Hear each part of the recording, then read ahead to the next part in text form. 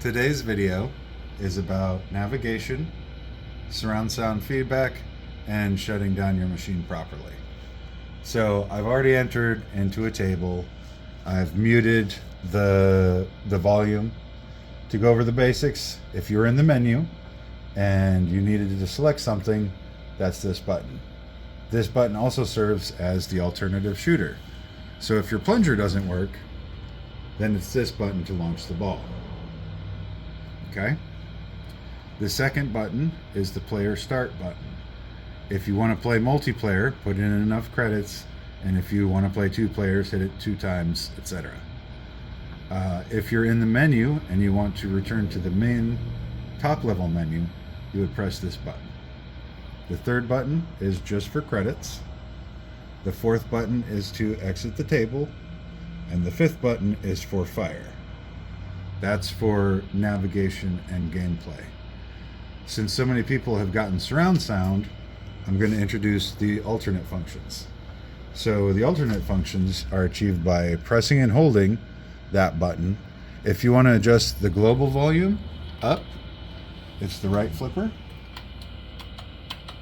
And global volume down is the left flipper. You can adjust the volume of individual tables relative to the global volume. That's volume up, that's volume down. I can unmute it with this button, the third one, and then unmute it. You'll be able to see here when it switched between mute. See where it says muted? You can tell when it switches. And the button right above the shift button triggers between night mode. When you're in night mode, it disables the physical knockers so they won't make any noise. Okay? There's times when you exit back into the main menu, like out of a game, and the volume somehow turns itself back down. You would manually adjust it back up using the shift button on the bottom and the right flipper. If you want to get further into it and do more manual adjustments, this middle amp is your Bluetooth amp.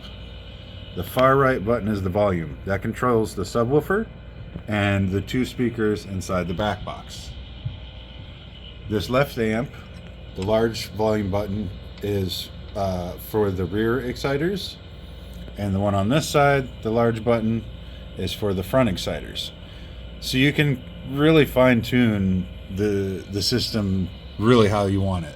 I typically leave the main volume a little bit down, and I have the exciters turned up so that you get to hear more of the table noises. So when you're ready to shut down, now this is going to look goofy because I didn't load it right, but I can still do the exit sequence. So while you're hovered over a table, you press the first button on the front, go to the setup menu with the left flipper, hit your first button on the front, and press it twice to shut down. That's what you want to do when you're done playing. Once it's shut down, unplug it from the wall. Okay?